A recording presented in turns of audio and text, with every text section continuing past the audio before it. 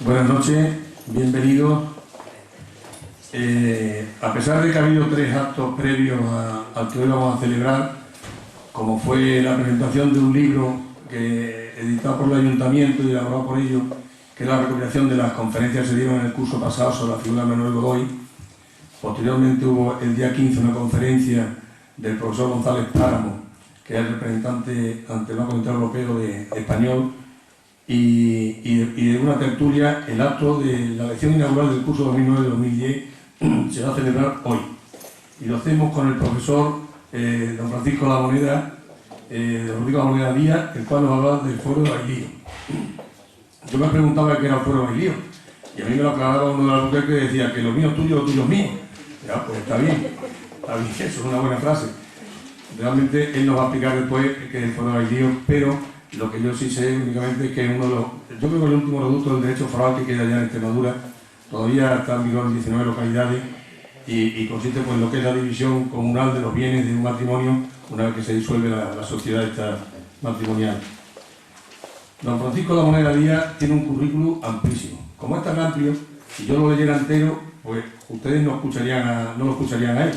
Por lo tanto, yo con su permiso voy a reducir, como en matemática, la mínima expresión su currículum. Yo voy a decir los 5 puntos que yo considero más importantes para mí. No quiero decir con ello que sean los más importantes, pero sí para mí. Y van a ser los siguientes. En primer lugar, que es socio de número de esta Real Sociedad Económica Unidos del País.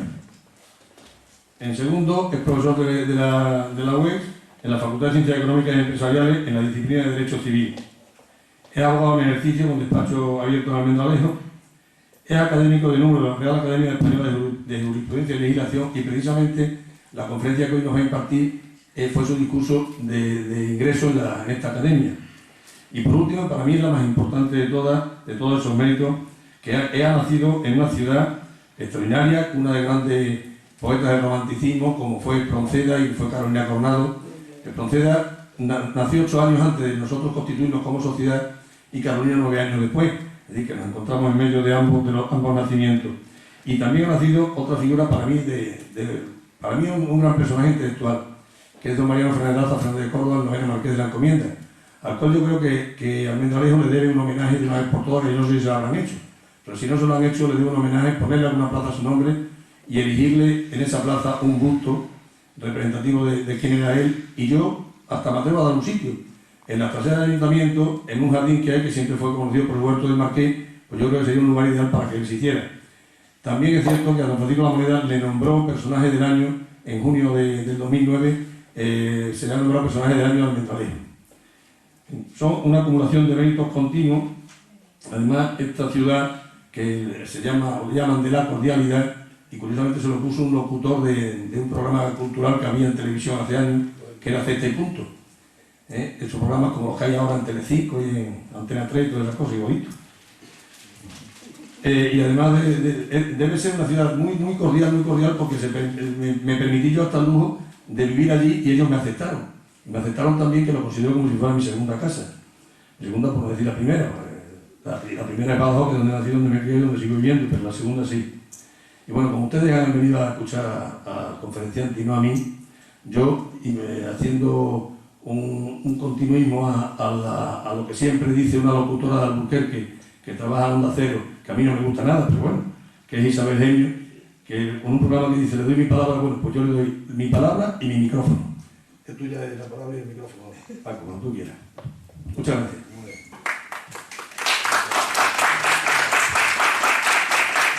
Muchas gracias, Carlos, por tu amabilísima presentación.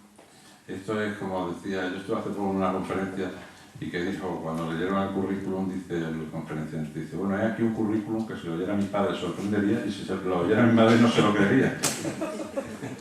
Es para mí todo un honor, la verdad, y un halago el que esta Real Sociedad, a la que tengo el honor de pertenecer, todavía no me explico cómo me admitieron, pero me haya concedido el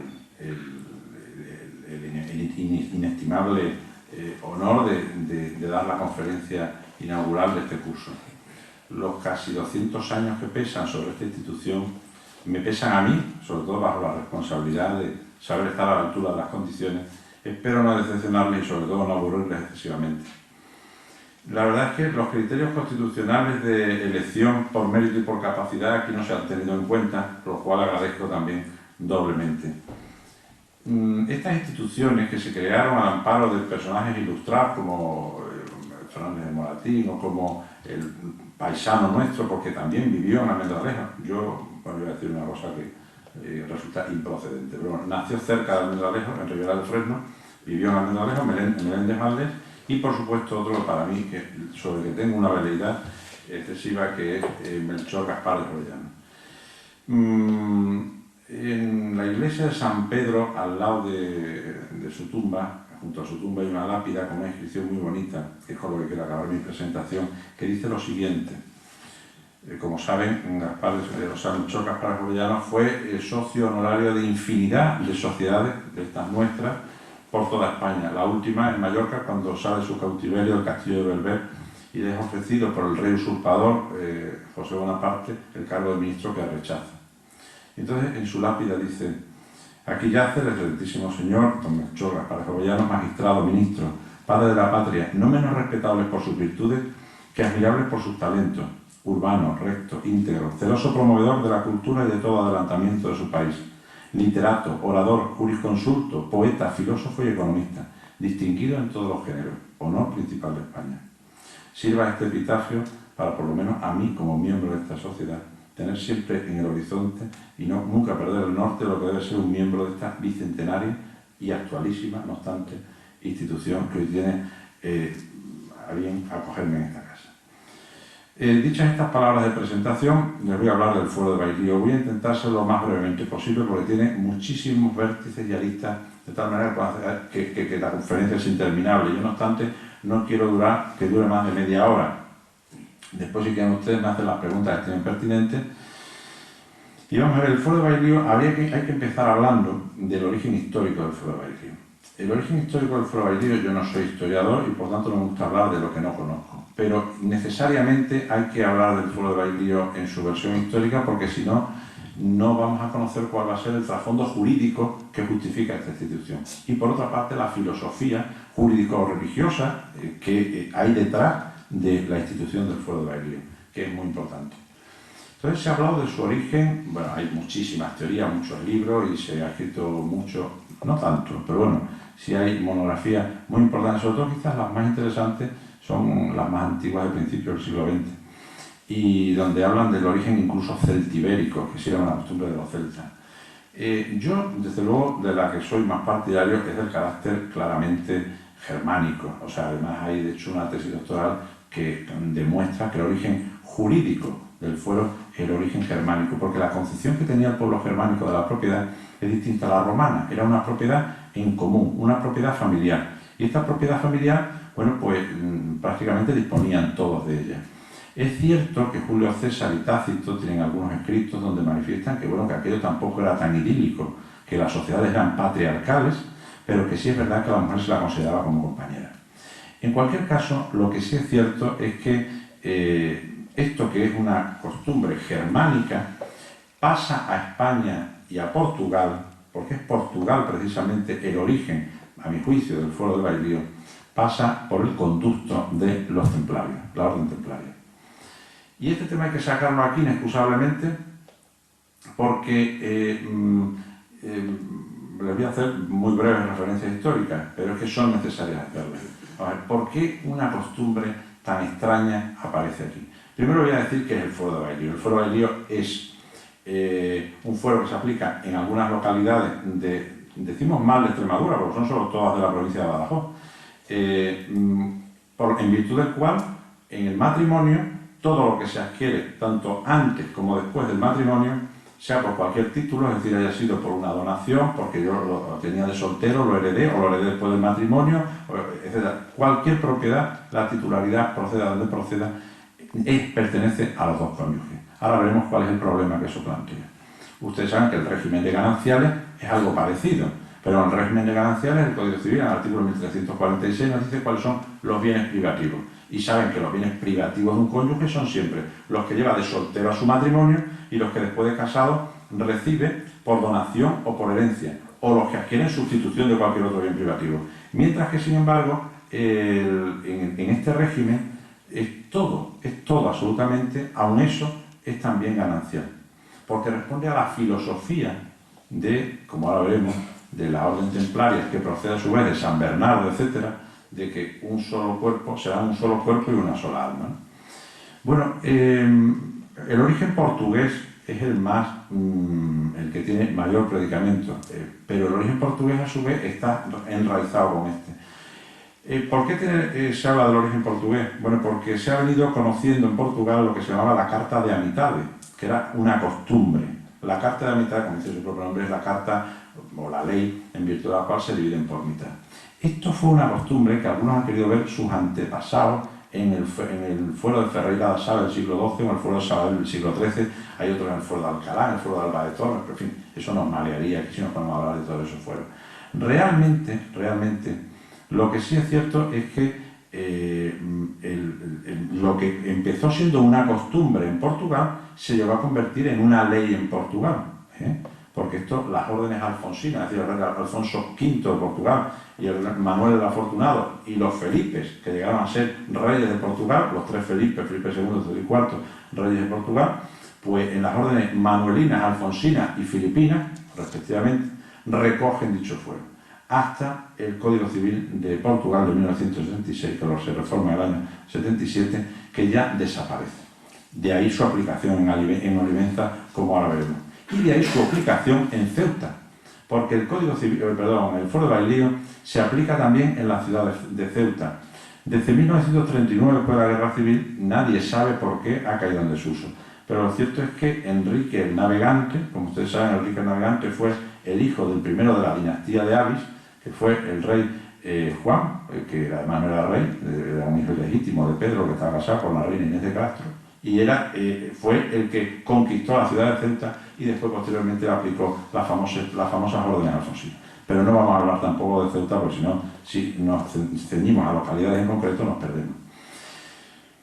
¿Cómo llega el fuero de Bailío? Bueno, ¿cómo llega Alburquerque? Porque ya hemos dicho que en Olivenza, como saben, por el Tratado de Alcañices, pasa en 1297 a la corona de Portugal y vuelve a la corona de España por el Tratado de Badajoz, donde tuvo una gran intervención nuestro paisano Manuel de Godoy en la famosa Guerra de las Naranjas, y vuelve otra vez a la corona española. Está casi 700 años, o casi 800 años perteneciendo a 700, 600 y pico, a Portugal. Entonces, durante ese tiempo se le va aplicando lo que era entonces la ley portuguesa. Claro, lo paradójico es que en Olivenza se sigue aplicando una ley portuguesa que ya está derogada en Portugal por el Código Civil en 1966, que es lo que también no sabemos si llamarlo fuero de Bailío. Ahora veremos por qué. En Alburquerque se dice, y ya estoy acabando con el tema histórico, que puede ser un poco, y además no es mi materia, insisto, en Alburquerque lo que se aplica, bueno, en Alburquerque hay muchas teorías. Hay una que dice que es que Alfonso Tellez de Meneses fue el señor de la ciudad de Alburquerque, que estaba casado con la hija del rey de Portugal. Entonces, Sancho II, rey de Portugal, le concede el fuero, con su matrimonio, le concede el privilegio del fuero de Bailío a la villa de Alburquerque. Sin embargo, los estudios posteriores demuestran que Sancho II no tuvo hijas, por lo cual no pudo tener yerno. Y Sancho II, cuando toma el trono, Alfonso Tellez de Meneses lleva 13 años enterrado. Hay una cosa curiosa, y es que donde eso está recogido, dice que al Sancho II, rey de Portugal. Y hay un autor que es también compañero de la Academia en Madrid, que dice que es que eso es Sancho, segundo rey de Portugal. No Sancho II, rey de Portugal, que es muy distinto. Lo que pasa es que el segundo que viene en números romanos. Y si viene en números romanos, cuando yo digo mi segundo hermano, no lo pongo en números romanos. O sea que, entonces, bueno, eso es todo muy discutible. Pero vamos, todo esto trae a colación unas anécdotas curiosas en las que podríamos entrar y resultarían, la verdad, incluso entretenidas, pero es que si no, no vamos a abordar verdaderamente lo que es el tema de fondo. ¿Cómo llega el fuero de Bailío? Voy a empezar de otra manera. ¿Cómo llega este sistema de comunidad universal de bienes entre el hombre y la mujer, entre el marido y la mujer? ¿Cómo aparece? Si es de origen germánico, ¿cómo aparece aquí? Además, en estos pueblos tan localizados. Hombre, se podía deducir que, bueno, pues como aquí, como los visigodos eran un pueblo germánico y que si los eslavos, los suevos, no sé, pues no, o sea, no. O sea, las teorías, yo desde luego sí les puedo decir que es un tema que me ha entusiasmado, lo he estudiado y yo estoy plenamente convencido que viene de la siguiente manera. Nos vamos a centrar un minuto en el condado de lo que es la parte del Loira, lo que es el condado de Borgoña y el condado de Champagne. En aquella época, estamos hablando del siglo XI, siglo XII, 1119 concretamente, se funda por Hugo de Payens, junto con otros 9 caballeros, la Orden Templaria. A su vez, otro personaje que era primo de él, que era Bernardo de Fontaine, que era de la Casa de Borgoña, y que después se toma los hábitos, crea el Cister, la orden cisterciense, que viene a reformar el Cluny, que a su vez viene a reformar la orden benedictina, como ustedes saben. Bien. Bueno, pues el que será Bernardo de Fontaine, que será Bernardo de Clairvaux, por la zona donde el lugar del monasterio que él crea, que su traducción en español es Bernardo de Claraval, que es San Bernardo. San Bernardo, en el concilio de Troyes, con Hugo de Payens y los 9 compañeros, crean la orden templaria. Resulta que en estos territorios que yo les estoy mencionando, el derecho romano no se aplicaba. O sea, el derecho romano se va a aplicar a todo lo que va a ser la zona mediterránea, incluida España, y a la zona sur de la Galia, es decir, de lo que es Francia. Ustedes saben que en aquella época no era una nación, sino que eran un conjunto de condados y ducados como el de Normandía, el de Aquitania, el de Champagne, el de Borgoña, etc. Bien, en estas zonas, que son las más del norte, se venía aplicando esta costumbre germánica. Con la aparición de los templarios de San Bernardo, que se ha venido a decir como que es el último de los padres de la Iglesia, pero no el menos importante, tuvo una influencia tremenda en la Edad Media, que llegó a tener dentro de sus discípulos a 2 papas, como ustedes saben, a Calixto II y a Inocencio III. Bien, pues la influencia religiosa y jurídica germánica hace que entre el concepto germánico que tenemos de la propiedad, si a eso le unimos el cantar de los cantares de San Bernardo, que fue precisamente, esto digo a título de anécdota, ustedes saben que uno de los comentarios de Fray Luis de León, que le costó compartir ante la Inquisición, fue meterse con el cantar de los cantares, porque decía que bueno, que había unas peleidades eróticas ahí de San Bernardo, bueno, una tontería como otra cualquiera. Pero ahí es donde dice San Bernardo, precisamente, destaca, señala e incide en la unidad del matrimonio respecto a los bienes patrimoniales, es decir, lo que es incomprensible. Somos un solo cuerpo y una sola alma, pero mi cartera es la tuya y mi cuenta corriente yo solo estoy autorizado y tú en la mía no estás titulado. Entonces, claro, la filosofía de aquella época es la que impregna a la orden templaria. Estos señores tienen un primo que se llama Enrique de Borgoña. Bien, ya nos hemos situado ahí. Ahora otro minuto en España. En España está Alfonso VI, el famoso rey del Miocid y del hermano de doña Urraca, la señora de Torres de Zamora, de don Sancho, don García. Pues Alfonso VI tiene una hija ilegítima que se llama Teresa. Bien, pues Teresa se casa con Enrique, el conde de Borgoña. Y Alfonso VI, el rey español, el rey de Castilla, le cede los terrenos entre el río Miño y el río Mondego. Y entonces crea el condado de Portugal. Estos tienen un hijo que es Alfonso Enríquez, que nace en 1139 en Guimarães, que es el primer rey de Portugal, y se independiza de la corona de Castilla. Ahí es donde nace. Pero claro, ¿a dónde quiero llevarles yo? Pues que cuando viene Enrique de Borgoña a casarse con Teresa de Castilla, se trae a centenares, dicen las crónicas, de caballeros templarios que la acompañaron. Porque es que era del corazón propio de los templarios. Era primo de Hugo de Payens, era primo de San Bernardo. Y encima, además, los caballeros templarios venían a tierras de misión. No se olviden ustedes que España estaba invadida por las tropas sarracenas. Con lo cual, de hecho, no hay que olvidar la inestimable intervención que tuvieron en la batalla de las Navas de Tolosa en 1212, la Orden Templaria. Entonces, ese es el conducto, el cauce. ¿Por qué les cuento yo toda esta película?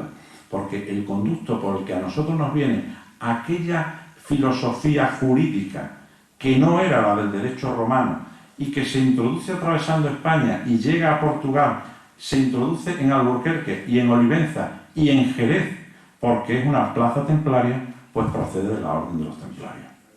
Y esto es de mucha importancia, porque claro, para conocer una institución tenemos que saber de dónde procede. No quiero, de esto podríamos estar hablando mucho más tiempo, pero no quiero aburrirles más con el tema histórico. Y tampoco se ha explicado suficientemente porque hemos hablado aquí de muchos personajes un poco distintos. Lo que sí es cierto es que el fuero se respeta. Del siglo XIII al siglo XVIII el fuero se respeta. Pero a partir del siglo XVIII empiezan a discutirse y hay muchos pleitos y litigios sobre estos temas. De tal manera que tanto el alcalde de Alburquerque como el alcalde de Jerez de los Caballeros plantean una serie de consultas al Consejo de Castilla. El Consejo de Castilla lo que hace es que escucha a los alcaldes mayores, al alcalde mayor de Alburquerque y al de Jerez de los Caballeros. Y una vez que los escucha, el rey, le transmiten al rey su dictamen y el rey emite una pragmática sanción, Carlos III, en 20 de diciembre de 1778, donde reconoce la vigencia del fuero de Bailío. Vamos a ver. El fuero de Bailío no existe un pergamino que guardemos en algún sitio, ojalá lo tuviéramos, y lo tuviera esta institución en su biblioteca. No existe un papel, un escrito, una piedra donde esté esculpido en qué consiste o cuándo nació o se fundó el fuero de Bailío. Porque el fuero de Bailío era una costumbre, era una idea. Claro, desde el momento, ya no se puede decir que el fuero de Bailío, que lo dicen muchos juristas, no es que claro, es una costumbre, no, ya no es una costumbre, es que ya desde la Real Cédula de Carlos III, cuando dice se reconoce la validez del fuero de Bailío, que consiste en, y lo voy a decir ahora, ya es ley. Porque esta Real Cédula se publica en la novísima recopilación que saca Carlos IV en 1804. Luego, que como ustedes saben, el antecedente del Código Civil que está después, 85 años más, hasta 1889 en publicarse. Pero el fuero de Bailío ya es ley. ¿Dónde se aplica el fuero de Bailío? El fuero de Bailío se aplica en Alburquerque, La Podosera, Burguillos del Cerro, Fuentes de León, Valverde de Burguillo, Atalaya, Valencia de Ventoso, Jerez de los Caballeros, Oliva de la Frontera, Valencia de Monboy, Valle de Matamoros, Valle de Santa Ana, Zaínos, Olivenza, Santo Domingo, San Jorge, San Benito Villarreal, Alconchel, Cheles, Higuera de Vargas, Táliga y Villanueva del Fresno. Yo opino también que podría, no sé, tampoco tengo una opinión absolutamente, porque puede ser discutible que... ¿Sí? ¿Me está usted levantando la mano o me lo está pareciendo a mí? Sí, aquí en Badajoz también. ¿Aquí en Badajoz? También. Bueno, yo disiento normalmente, disiento, si que al final hablan, yo eso, ¿me lo preguntan o me lo afirman? No, no lo puedo afirmar. No, aquí en Badajoz, desde luego, ni históricamente, o sea, no hay nada que lo sustente que se aplique. Vamos, no obstante, tendré mucho gusto en escuchar y te agradezco su aportación, aunque que no comparto.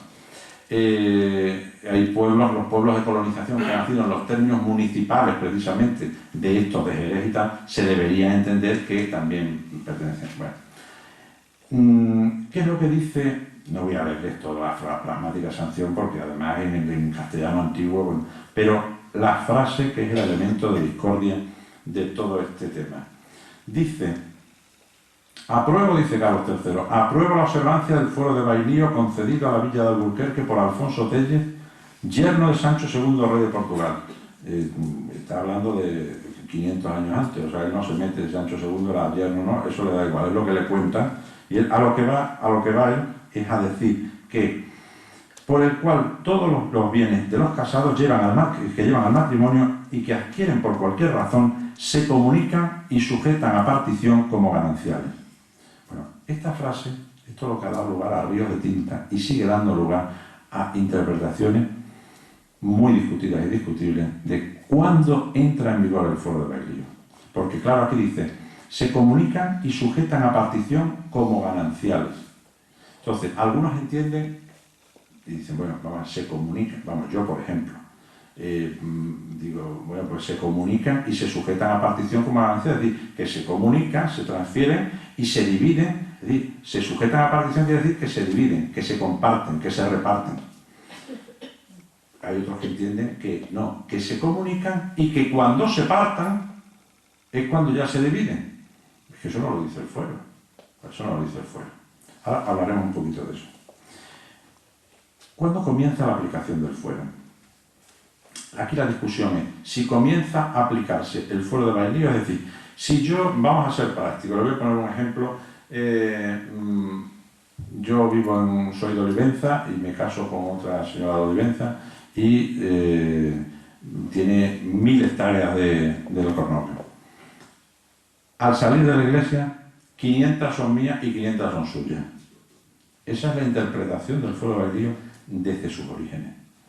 ¿Cómo se viene interpretando el fuero de Bailío desde una sentencia de 1892? Las 1000 hectáreas siguen siendo de ella, pero el día que se disuelva el matrimonio, cuando vayamos a partir los bienes, entonces la mitad es mío y la mitad es de ella. Eso no lo dice el fuero de Bailío. Ahora voy a decir de dónde viene esa interpretación. Yo, desde luego, o sea, en una ligazón coherente con lo que ha venido con el fuero de Bailío, no solo en su filosofía, sino en su tradición, en cómo se recogían las órdenes alfonsinas, filipinas y manuelinas de Portugal, en la Carta de Amistades, en cómo se ha venido aplicando hasta el año 1892, es como yo les he dicho inicialmente.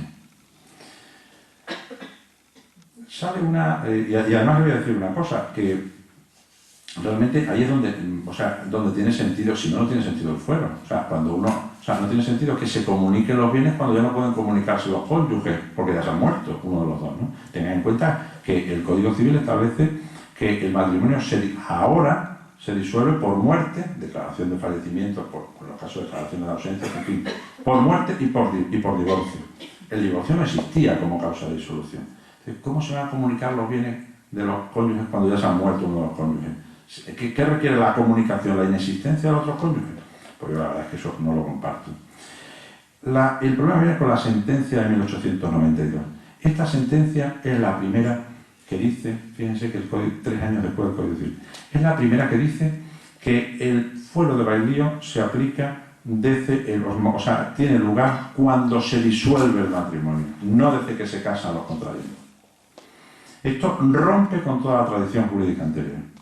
Claro, ¿esto qué quiere decir? Pues esta es la postura más cómoda. Sinceramente, si tuviéramos que optar por ella, yo creo que sería quizás incluso a lo mejor la que habría que recoger. Porque, claro, fíjense ustedes lo que supone que una persona se case con otra, en la mayoría de los casos, ignorando el fuero de Bailío, y después se entera pues, que la mitad es de la otra persona. Yo pienso que la generosidad en el matrimonio debe ser algo no impuesto, ni presupuesto por la ley, sino algo querido, deseado y pactado. Pero no algo que porque yo he nacido, resulta que me entero, que porque he nacido aquí, si nada, como el pueblo al lado no se me aplica, o sea, todo esto de los fueros da mucho que hablar, ¿eh? Yo soy poco foralista, tengo que decirlo de antemano. Pero lo que pasa es que este tema es muy curioso y además es un tema clásico de derecho civil y además muy bonito. Lo que sí es verdad es que los alcaldes de Jerez, cuando comparecen los alcaldes de Jerez ante el Consejo de Castilla, manifiestan clarísimamente que el fuero funciona así. O sea, hay algunos autores que dicen, no, es que el fuero... Miren, el alcalde de Jerez dice, así como se comunican los cuerpos de los contrayentes, igualmente se comunican los bienes.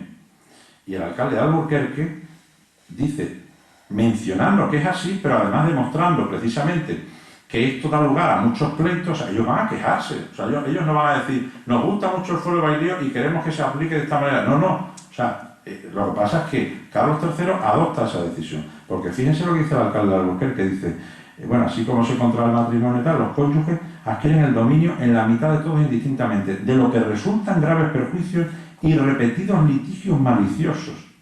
Es decir, que esto da lugar a muchos quebraderos de cabeza.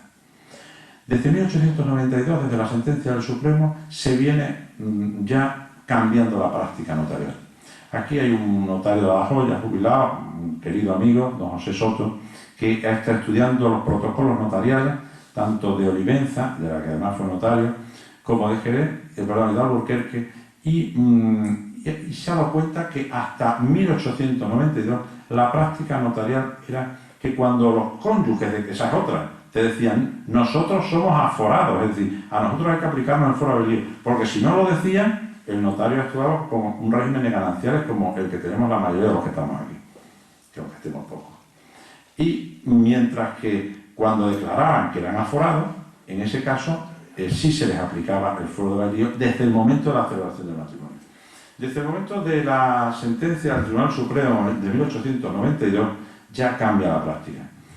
Pero es que hay también dos resoluciones de la Dirección General del Registro de Notariado, que no lo voy a leer, porque son además muy extensas, que vienen a repetir lo mismo de 1914 y 1925. Pero es que, además, hay una cuestión. O sea, casi todos los partidarios dicen, bueno, es que hay una sentencia del Supremo. Vamos a ver, una sentencia del Supremo no es jurisprudencia. El artículo 1.1 del Código Civil nos dice: la fuente del ordenamiento jurídico español son la ley, la costumbre y los principios generales del derecho. Y después el punto sexto nos dice: la jurisprudencia complementará el ordenamiento jurídico con la doctrina que de modo reiterado establezca el Tribunal Supremo al aplicar la ley, la costumbre y los principios generales del derecho. Es decir, la jurisprudencia complementará, luego no es fuente primaria del derecho. Y segundo, con la doctrina que de modo reiterado, es decir, cuando hay varias sentencias que mantienen un mismo criterio o unas mismas directrices en un determinado sentido. Pero es que aquí hay una sola sentencia, luego no estamos ante un supuesto de jurisprudencia. Esto tiene que quedarnos también bastante claro. Nos encontramos ante un régimen económico matrimonial y no ante una institución de tipo sucesoria. Es decir, si decimos el fuero de bailío empieza cuando se muere uno de los cónyuges, eso es una institución sucesoria, eso no es un régimen económico matrimonial, porque mientras han vivido han seguido teniendo el régimen de gananciales. Luego, eso es una institución sucesoria y a mi juicio, desde luego, nos encontramos sin duda alguna con un régimen económico matrimonial. Otra cosa, insisto, y ya lo he apuntado antes, es que nos interese considerarlo de la otra manera porque conlleva menos problemas en la práctica. Eso es otro tema. Pero lo que pasa es que el derecho no puede ser una cuestión de conveniencia, ni de apetencia, ni bueno, de facilidades. Si hablamos del fuero de bailío, tenemos que decir lo que era el fuero de bailío. Ahora, que vamos a regular el fuero de bailío ahora de otra manera, pues me parece bien, me parece correcto. Pero ya no es el fuero de bailío, o sea, ya no es la tradición de siglos del fuero de bailío. No cabe duda de que la aplicación del fuero en la práctica diaria de despachos y notarías, desde luego, provocaría un mayor número de problemas e incertidumbres si lo aplicamos, pues como yo sostengo que desde el momento de la celebración del matrimonio. ¿Cuándo se disuelve el matrimonio? Vamos a suponer y decir, bueno, bien, se disuelve desde el momento, o sea, no lo vamos a aplicar desde el momento de que se celebra el matrimonio, sino cuando se disuelve. Pero claro, es que esto nos plantea otro problema. Antes no existía el divorcio. Como no existía el divorcio, pues entonces el matrimonio se disolvía solo por la muerte. El 7 de julio de 1981 entra en vigor la ley del divorcio. Claro, ya aparece como una causa de disolución del matrimonio. Entonces, ¿lo aplicamos aquí? Porque claro, si se aplica en el momento de la disolución, el matrimonio por el Código Civil, el artículo 81, ya se disuelve por el divorcio también. Entonces, ¿lo aplicamos aquí o no? Claro, esto da lugar también a muchas opiniones. Yo tengo la mía al respecto. Y la mía al respecto es que donde la ley no distingue, no debemos distinguir nosotros, ni debemos entender casos distintos ni cosas diferentes de aquello que se nos quiere decir. Por otra parte, desnaturalizaría la filosofía del fuero. O sea, si estamos hablando de una figura peculiar, es decir, esto no se ha creado por un Real Decreto de antes de ayer, bien claro, no. Estamos hablando de una figura muy peculiar que hunde sus raíces en el derecho germánico, mezclado con el cristianismo de los cistercienses, de los templarios, etcétera, de quien quiera verse, como si nos remitimos a los celtas, pero que tiene una filosofía concreta y que aparece reflejado en la novísima recopilación con unos términos concretos. Entonces, hombre, el fuero de bailío, su aplicación es muy gravosa para el cónyuge, digamos, que la sufre, es decir, para el que cede la mitad de su patrimonio. Entonces, yo entiendo que la interpretación debe ser restrictiva, no puede ser una interpretación extensiva, entiendo yo. Y además, ustedes imagínense el caso que les he puesto anteriormente, de este señor que se casa en Olivenza, se lleva la mitad de la finca, 500 hectáreas, a los 3 meses de casarse por la ley del divorcio exprés, dice, bueno, pues yo ahora directamente un matrimonio buscado, me busca uno, a los 3 meses me caso, tengo ya 500 hectáreas, no sé cuánto dinero en el banco y tal. Bueno, daría lugar a figuras jurídicas ilícitas como son el enriquecimiento injusto, la mala fe y el abuso del derecho. El abuso del derecho es una figura introducida en nuestro derecho civil el 31 de mayo del año 74. Entonces estaba en la Comisión General de Codificación don Antonio Hernández Gil, ustedes lo se acordarán de él, y fue precisamente el que, estando él, se introdujo esta modificación al Código Civil y que es una figura que hay que aplicarla, desgraciadamente, con mucha frecuencia, y que aquí sería de plena actualidad. Por el artículo 7 del Código Civil nos dice que la ley no ampara el uso del derecho ni el ejercicio antisocial del mismo, que todo acto o omisión que por la intención de su autor, las circunstancias en que se realice o el objeto sobrepase manifiestamente los límites normales del ejercicio del derecho, dará lugar a la adopción de las correspondientes sanciones y medidas judiciales y administrativas. Es decir, que se actúa enérgicamente contra quien comete un abuso de derecho. ¿Qué mayor abuso que aprovecharse de una cuestión estrictamente sentimental, como es el matrimonio, casarse para lucrarse de la mitad del patrimonio de otra persona? Entonces, yo entiendo que en el caso del divorcio no debe tener lugar. Y estamos sacando la figura totalmente de contexto. La jurisprudencia menor, lo llamamos jurisprudencia menor, la de la audiencia de aquí, de provincial de Cáceres y Bajo. El Cáceres no ha habido porque el fuero es, insisto, la provincia de Bajo. Más que vacilante, ha sido desconcertante. Porque las sentencias que tenemos, hay una de la audiencia, de cuando era la audiencia territorial de Cáceres, lo que sería hoy día el TSJ, las sentencias que tenemos se limitan los magistrados a recoger los fundamentos, o sea, la historia de la Real Cédula de Carlos III y tal, y no sé qué, y al final vienen todas a decir, como dice la sentencia del Supremo en 1892, pues el fuero de Bailío se aplica desde el momento de la disolución. Hay una sentencia que es curiosa porque el magistrado lo que hace es que disiente claramente con lo que va a decir después, pero dice, como lo dicen todos y lo dice el Tribunal Supremo, que no le vincula porque no es jurisprudencia. Bueno, pues no obstante lo recoge. Entonces, la verdad es que tampoco podemos fiarnos de la jurisprudencia en ese sentido. Yo tuve el honor de dirigir el último congreso de Derecho, y el primero del congreso sobre el fuero de Bailío, que se celebró entre el Colegio de Abogados y la Asamblea de Extremadura, y allí estuvo de ponente, y además yo precisamente estaba en la mesa acompañándolo, como hoy muy amablemente hace Carlos conmigo, un magistrado de aquí de la audiencia, cuyo nombre no procede tampoco decir, y que precisamente está en la sala competente de estos asuntos y se manifestó partidario de lo contrario, de que eso entra en vigor en el momento de la celebración del matrimonio. Esto nos hace ir concluyendo y sacar una idea bien clara. Hay que legislar y escribir, redactar el fuero de Bailío. ¿Por qué? Pues porque hay muchas interpretaciones. Y miren ustedes que esto afecta al casi entre el 10 y el 13% de la población extremeña, a 100 y pico mil de personas. Fíjense las poblaciones que les he dicho. Entonces, claro, lo que no puede estar 100.000 personas en Extremadura, o en la provincia de Abajo, sin saber por dónde se rigen, o cómo se rigen, o en un asunto tan importante como es el tema del régimen económico del matrimonio. Y eso no está regulado. Entonces, la verdad es que, bueno, pues ustedes saben que el artículo 9.1 de la Constitución establece el principio de seguridad jurídica al que todos tenemos derecho. Hay que acotar las localidades, el momento de la celebración. Se puede adoptar un sistema mixto, se puede adoptar el que se quiera. Pero lo cierto es que hoy por hoy te cae como una losa el fuero de Bailío, aunque no lo conozcas. Porque, como saben, el artículo 6 del Código Civil dice que la ignorancia de la ley no es excusa de su cumplimiento. Por lo cual, es que yo no lo sabía. Pues mire usted que esto se le aplica exactamente igual. Hubo un congreso de Derecho Civil en 1946 en Zaragoza para realizar todas las compilaciones forales que se hicieron a partir de aquella época. Y allí no se habló del de Extremadura, del fuero de Bailío. A partir de ahí se hicieron el de fuero, el de Álava y Vizcaya en 1959, el de Baleares en 1963, el 69 el de Cataluña, el de 73 el de Navarra. No se tocó el de Valencia, que está plenamente derogado desde los decretos de nueva planta de Felipe V de 1707, y por lo cual no pueden ni tienen derecho civil foral. Y todas las normas que ha sacado son abiertamente inconstitucionales, a las que ahora brevemente me referiré, y no se tocó el fuero de Bailío. Un académico, el que mencionaba antes, don Manuel Madrid del Cacho, tiene ya 88 años y ha escrito su último libro, que me lo remitió el otro día muy amablemente, y bueno, pues este hombre, siendo procurador en Cortes, promovió una propuesta de ley para llevar el fuero de Bailío y que se aprobase una compilación que recogiera el fuero de Bailío. Realmente partía de la base de que el fuero de Bailío entraba desde el momento de la celebración del matrimonio. Eso no quedó en nada. Eso fue el 24 de noviembre de 1972.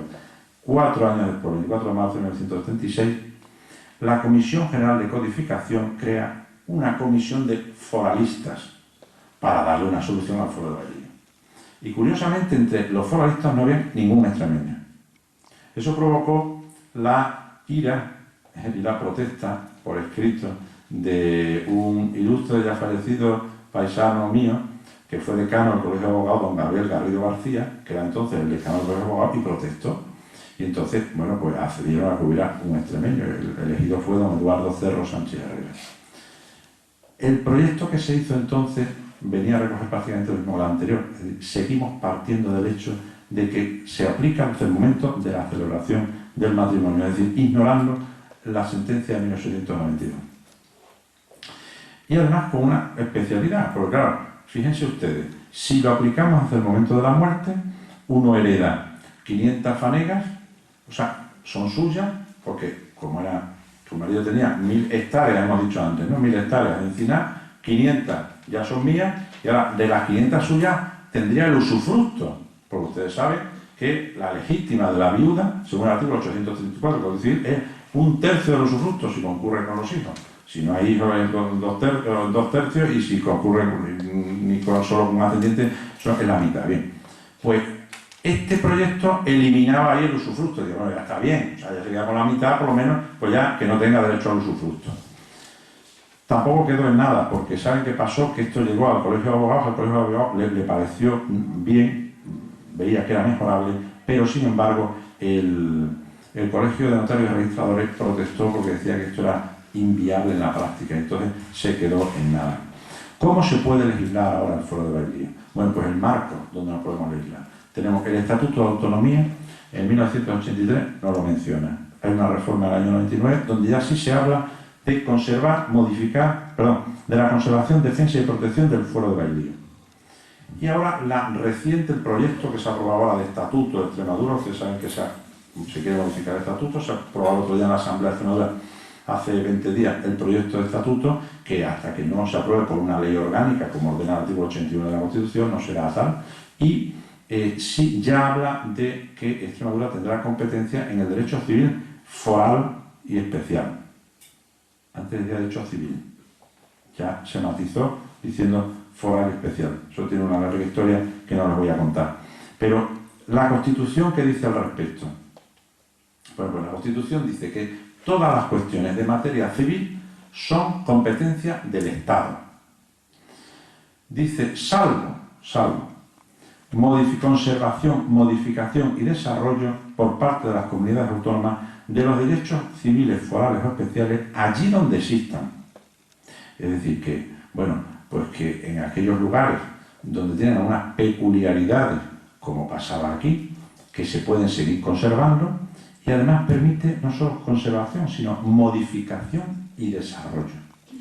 Bueno, esto dio lugar a 4 sentencias, que no se las voy a comentar, no voy a decir las fechas, pero sí voy a comentar algunas cuestiones anecdóticas.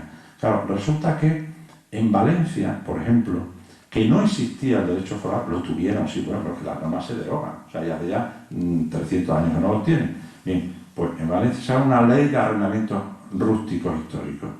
Claro, se recurre por parte del gobierno ante el Constitucional. Y el Constitucional, claro, basados en cuestiones peregrinas, porque Galicia, por aquella época, hace exactamente lo mismo, también se recurre.